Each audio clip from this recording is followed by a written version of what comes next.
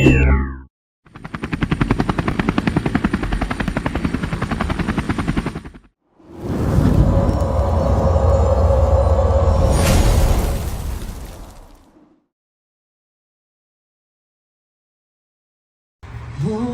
say, can you see by the dawn's early light what so proudly we hailed at the twilight's last gleaming, whose broad stripes and bright stars through the perilous fight o'er the ramparts we watched were so gallantly streaming, and the rockets' regular, the bombs bursting in air, gave proof through the night that our flag was still there.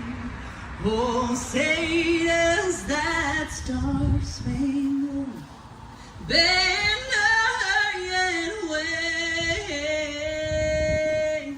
o'er the land of the free and the home of the brave?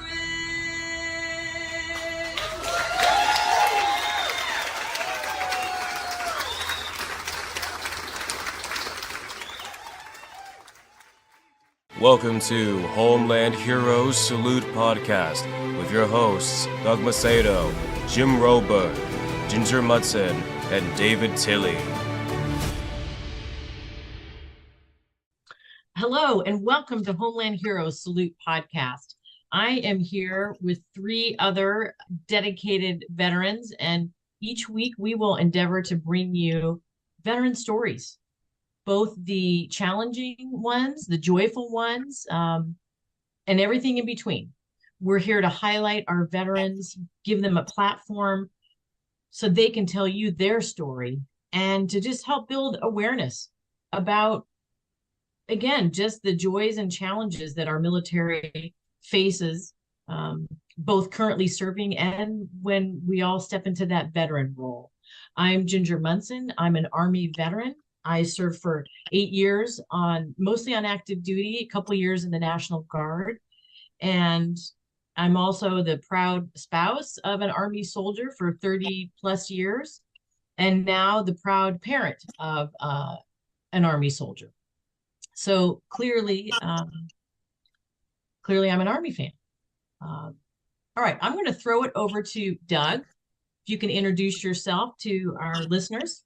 Yes. So I definitely want to say welcome everybody to the beginning of a new adventure with Homeland Heroes Salute Podcast. And I'm a U.S. Army vet. Oh, geez.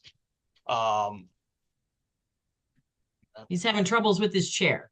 Those of you that are on visual, apparently we're getting some technical difficulties in the background. I'm only 3'5", just don't mind me.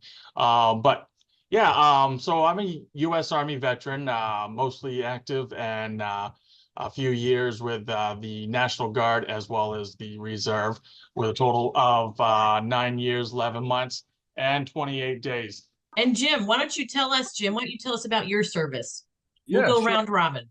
Yeah, so I'm Jim Roberg. I did 5 years in the active Army and then decided that was enough for me.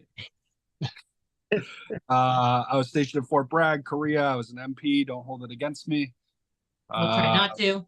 Yeah, exactly. And yeah, now I'm just trying to make sure that veterans have a voice, know what's available to them, know what's out there for them, and make sure that no veteran is left to struggle without the information being available to them. Great. That's I think that is so important. We all know we have all very different trajectories, and different paths. Yep. And of course, we all have a lot of brothers and sisters in arms, and we always try and be there for each other. we keep our radar on for the different supports and sometimes even like the benefits, right? You know, how many times have you asked somebody, hey, how did you get, you know, this service, or even on vacation, right? Like different places that are military friendly. And Yeah. so I know we all try and take care of our own, you know, and take it to heart that we want to take care of our brothers and sisters, I guess how I'll refer to them. Absolutely, absolutely. And we'll kick it right over to Dave. Dave, go ahead and introduce yourself and all that, sir. Sure, it's great to be back with the Homeland Salute team. I'm Dave Tilley. I'm an Army veteran. I was 4 years active duty, Russian linguist, intelligence analyst on the former Soviet Union at the time, and stationed at Presidio, Monterey, California, and Fort Riley, Kansas. And after my time in service, I also spent a stint in the New Hampshire Army National Guard. And it come from a military family. My dad's retired 20 years Air Force. So always grew up around the military and wanted to serve myself. Perfect. Definitely welcome. Thank you, and thank you for your service, everybody. This is definitely a new adventure for all of us with this, and bringing back the Homeland Heroes podcast, Homeland Heroes Salute podcast, and just be able to get out the word with everything. And I know we have so much to talk about. We can all contest to that, definitely. That there's so much to get out there and be able to help out the community of veterans, and even out just our civilian as well. So I'm not going to be the only one though going to talk. I'm going to let everybody else talk and put in your guys' stuff. So I have a question for each of us, just so our listeners can get to know us and really understand our backgrounds, in a little bit deeper way. And I'm curious myself, and you'll find this out in the course of time. I'm a very curious sort, but I'd like to hear about how old you were or what kind of prompted you when you decided to join, or like maybe what was that event, or what do you remember about when you first enlisted or signed up, or whatever venue you went through? I have the funniest story about this. This is great. I love this.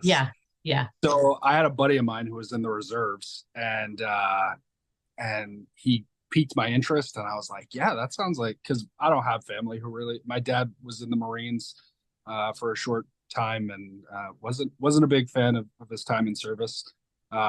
So when I was 17, I was like, I'm joining the Army. Joining the Army, and I'm gonna have a recruiter come to the house. Well, the recruiter came to my house, and my dad belittled him, called him a used car salesman, and told him to get out. And then I got grounded for bringing a recruiter over without getting permission first. So I had to wait. Wait a minute. How old were you? Just remind me. Sorry, was this like your 17? Was this like your junior year or your senior year? I was a senior then, so okay. I was fortunate enough that I scored high enough on the state test that I skipped 8th grade. So I graduated a little early. Okay. Yeah, I'm not bragging. It is what it is. Right. So when I was 17, I was a senior, and I was like, I don't know what I want to do with my life. I don't know that I want to spend $40,000 and go to college for something that I might not want to do for the rest of my life. So right. Figure this out. So I ended up having to wait till I was 18 and go and did it. And I properly enlist on your own without his permission. Without my mom and dad telling me that it was okay. Yep. Wow. Yeah. And did you what was that like? I mean, did you just drive yourself down to the recruiting station? Were you by yourself? When I was 17, I was really embarrassed, and I was like, I don't know that I can ever show my face here again. Mm-hmm. But yeah, when I was 18, I took a different route, and I told my parents that this is really what I wanted to do. I remember being a young kid during 9/11. I think I was a sophomore in high school, and just saying, I want to serve. I want to do something. I want my life to mean something, right? So that was kind of where I went with that, and wanting to give back to the people who lost their lives on 9/11, Yeah. and do something for our country in combat. So when I was 18, I drove myself down. I explained the situation of what happened and said, "So don't come to my house, but I'm here and I'm ready and I'm willing." So yeah, so then I did all that, and I scored differently on the ASVAB, so they really wanted me in like the mechanical sides of of the military, and I was like, oh, I'm not joining unless I could be an MP, because that's really what I wanted to be. And Yeah. they let me do it, and then the story wrote itself. I Yeah. did a 15-month tour in Iraq and had a great time. A great time there. I made the best of a bad situation. What year was that when you were in Iraq? I was there 06 to 08. Yeah. So still, I think fairly busy, and a little bit Very intense. busy. Yeah. Yeah. So I was stationed at Fob Falcon in Baghdad, and we worked out of the Dora police station.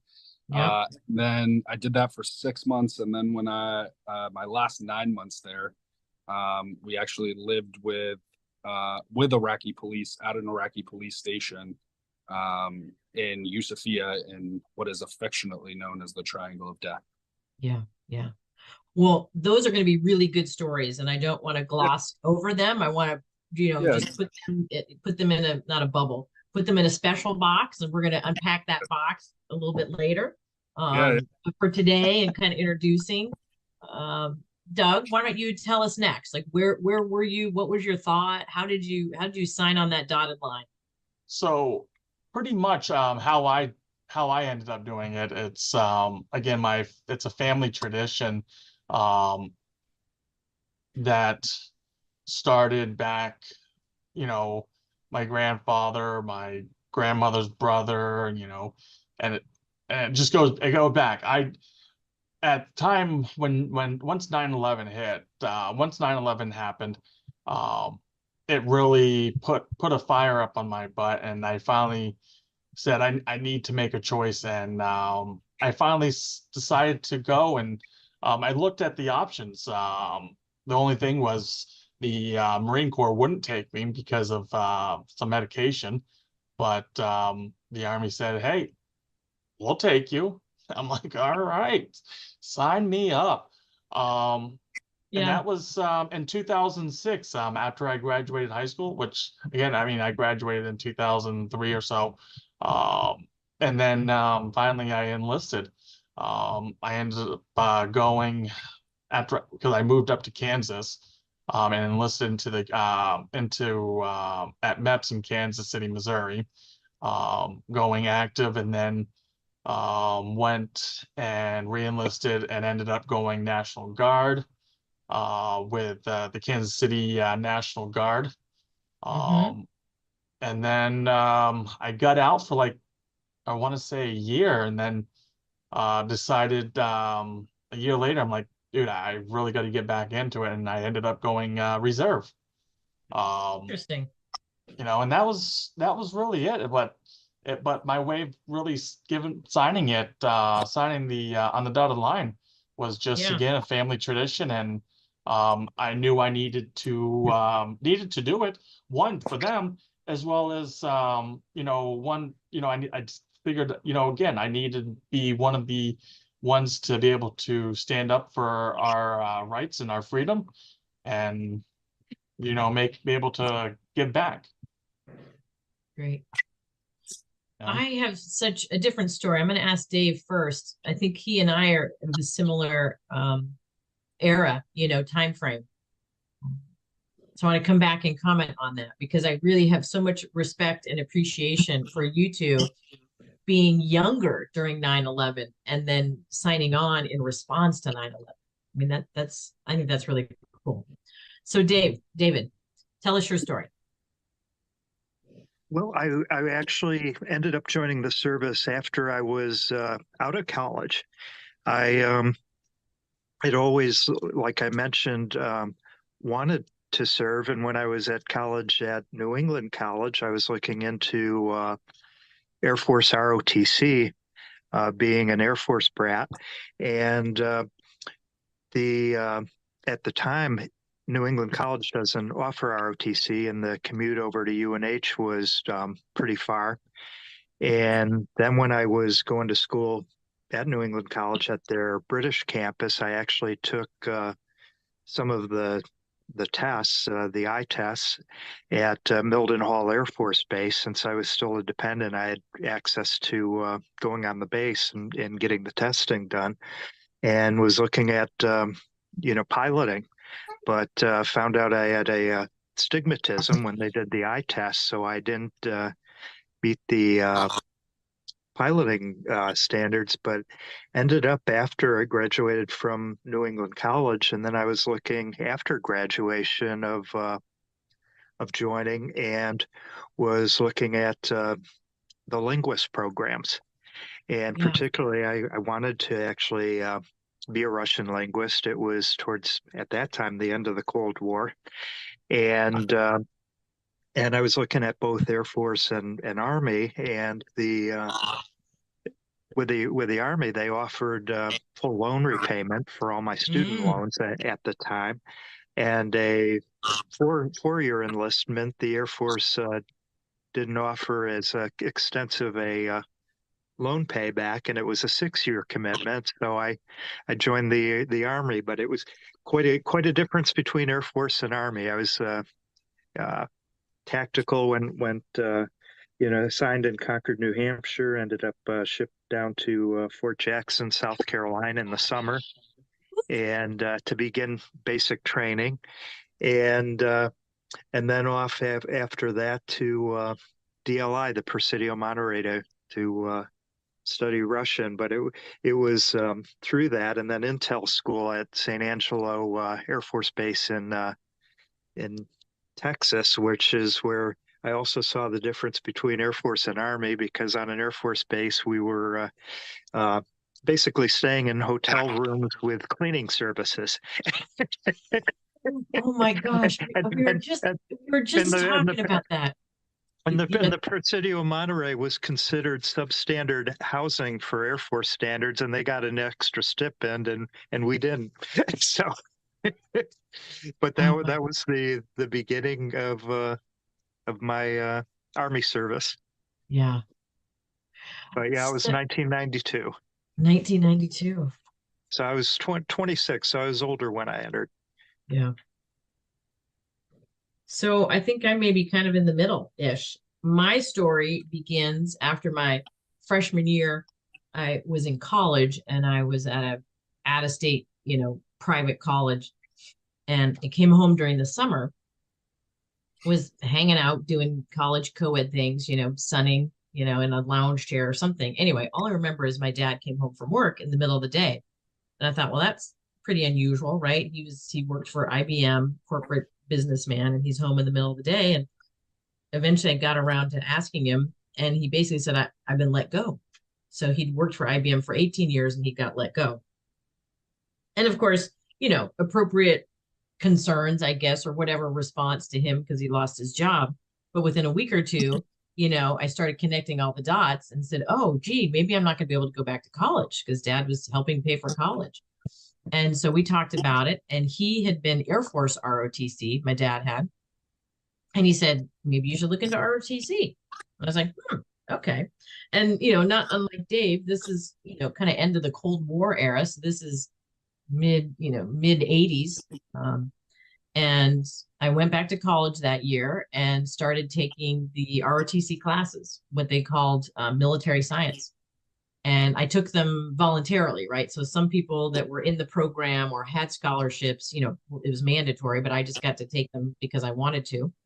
And I loved it. I mean, I just had so much fun, right? You'd get up and you would do PT, and albeit I didn't love PT, but I think, with any kind of exercise, right, you feel really good. And it was mandatory exercise. So that part was really good for me. And then learning drill and ceremony and map reading and leadership. Like I really liked it. I just enjoyed it. Those are my favorite classes. And so I stayed with the program, and I eventually, applied for a scholarship, and I was able to get a scholarship. So that was pretty awesome. And then in the course of doing that, you get to see within the Army. So this was Army ROTC. You get to see the different branches within the Army that you want to partake in. And of course, for me, aviation was pretty sexy, if you will, right? Like they all do these big displays, these, real-time action vignettes that you get to see. And I mean, come on, like fly the helicopters, and soldiers are, jumping out or rappelling and all this stuff. And I thought, well, if it's at all possible and I could do that, I really want to do that. And I just was, I was fortunate. I passed the eye test. You actually have to pass like a physical test where they measure, like you have to be able to reach. So within the cockpit for helicopters, your feet have to be able to reach things and your arms have to be able to reach things. And so it's not so much like a height thing, like that, but it's a functional thing. So between the eyesight and that, I was lucky enough. I guess I could do what I could do. And I remember the agonizing day. So you get to your senior year, right? And you finish up all of your regular classes, or somewhere, maybe the spring of your senior year. And then the professor of military science, and he's usually a lieutenant colonel, they will have a day or a couple of days where they start bringing in all the senior cadets and notifying them of what they get. Because at some point you make a little wish list, right? So you get to experience or get exposed to all the branches, and then you get to put down your wish list. And I just remember distinctly that day and just being really nervous, right? Just that nauseous feeling in your stomach when you got to go sit down with the big boss, and he's going to tell you, and it's going to be this little piece of paper, and it's going to determine like your next 4 or 5 years, and it's anybody's guess, right? And I just remember feeling so nauseous but showing up, and I don't know what it was. It's funny. Now that I remember, he just literally wrote it on a piece of paper. Like instead of saying it verbally, he writes it on a piece of paper. He kind of hands it to me. And then I just kind of, I think, had not an out of body experience, but, just that full body reaction of being very, very excited because I was fortunate enough to get aviation. And so it was great. It certainly was the cherry on top to my senior year, right? Like I get what I want and then I get to graduate. So just was really, really fortunate. But kind of interesting, kind of backed into it sideways, I guess is what I think, because it wasn't something that I intentionally knew I was going to do in college. And then there was kind of this crisis, if you will. And then that's what led me to this pretty amazing opportunity. Nice. So that's my beginnings. Yeah, I mean, I know when I was in high school, I did ROTC, junior ROTC. I did the junior ROTC Air Force. Did all that stuff. I was, worked up through the ranks that they give you, and we would go to MacDill Air Force Base, we would go to Patrick's Air Force Base, and go to these things and get into the planes that they had there. I really once I finished and graduated high school, I was like I kind of want to. I was leaning towards either Marine Corps or Army, but I ended up when I enlisted in the Marine Corps, after the Marine Corps said, I don't know, and the Army's like, yeah, I ended up taking the ASVAB, and they gave me a whole list of everything that I wanted to do. I said, yeah, nothing on this list. And they said, well, there's more that you can pick from. And I ended up picking an 88 Mike motor transportation truck driver.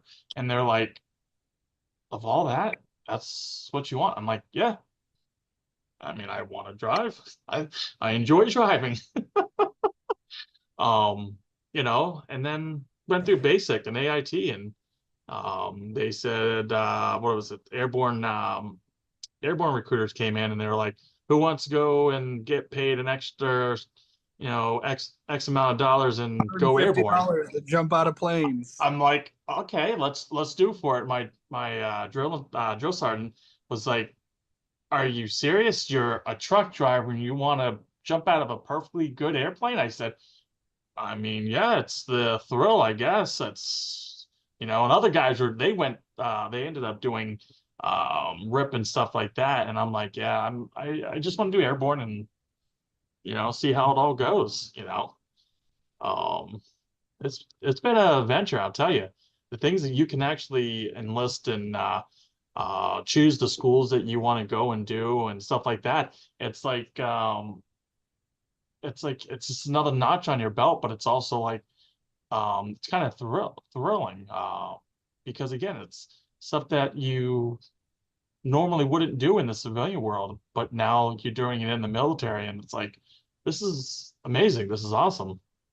You Yeah. know, I always really appreciated that there were kind of smaller schools that you could go to, and learn a skill, or learn, yeah, something, particular. yeah, no, Yeah, absolutely. like, And yeah.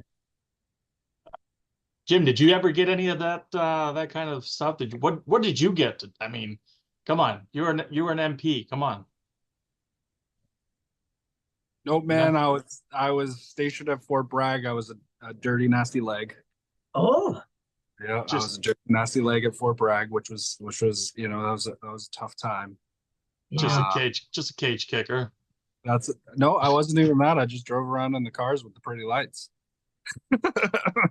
um, Man, it did it the military did afford me a lot of opportunity, right? So I had my time in combat, came back, and ended up going to Korea, and um, ended up getting hand selected by the battalion colonel and sergeant major to be the section chief for the battalion there, and that was eye opening and really gave me Mm, a great experience in the behind the scenes and really leading people on a much larger scale and understanding how things worked from the upper echelons of a battalion level, yeah, um, yeah.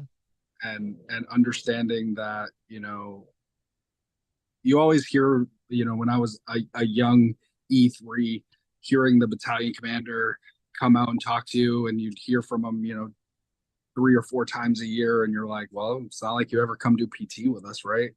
And seeing it on the other end, though, those they're way too busy for that. Like those, my sergeant major and colonel were starting their days most days at 5:30 and doing PT after work, and Yeah. it was intense. And as the section chief, I often started my day at 5:30. I had to be in the office. I had to make sure everything was prepared for the day, make sure that their schedules were good, make sure that my soldiers were taken care of, and that they were. So I'm running half a mile to make sure that they're at formation, and I'm not doing PT because I have already been up for a while and I still have a ton of stuff that I need to do. So it really taught me really valuable time management skills when I got out, which was great, and Mm, some really great leadership skills when yeah. I got it. So Are the MPs, is that structured differently than like a traditional infantry unit? Like you say section chief, and I don't often hear the term section, right? I'm more used to platoon. right. So when you What get is, up into like the battalion and the brigade levels, you have sections. So like I was the command section. Then you have G1, G2, you have okay, okay, supply. got it. So they call those sections. Got it. Um, Okay. yeah. So and it was really cool though. It was a really great experience going from being a driver and not really the army teaches you basic leadership, right? But I wasn't an NCO at that point, and then getting hand selected into a position that is usually reserved for E5s and E6s, and Yeah. that was really awesome. Yeah. Good for you. Where in Korea were you stationed? Did you So say? when I first got there, I was at Camp Humphreys, Okay. and I was there for about 2.5 weeks, and then the sergeant major came down and interviewed me, and so then I was up in Yongsan for the rest of the time. Okay. Nice. Well, Yeah. yeah. Yeah. Yeah, I liked Korea. I would go back and visit. I like the food. I love kimchi. So, Yeah. That was my first duty station after flight school was Korea. oh, okay. Where were Yeah. you? So I was at it was a joint air base, so it actually had Korean nationals there. Air Force was there. That was half of it, but it was definitely partitioned. There was no commingling. And Yep. then the rest was Army. And it was in a small town called Songnam, but it was about 30 minutes outside of Seoul, of Yongsan. Yep. So it was, Yeah. So when I was there, that's interesting because they started putting we call them the Katusas. So they were yeah, so they were actually embedded in our platoons and they were part of our platoons there. nice. Yeah, it was Yeah. cool. I love the food. Um, Yeah. yeah, I liked everything. Still of it. I actually just made a kimchi soup like 3 days ago. Oh, yeah. Yeah, Memories, the memories. yeah. Kimchi jjigae. Pardon Some me? kimchi jjigae. Yeah. Or what Yeah. was it? Yakimandu. The yakimandu. You could go over Yeah. to I love Itaewon and and ramen. yeah, Yep. all that Yeah. good stuff. Oh yeah.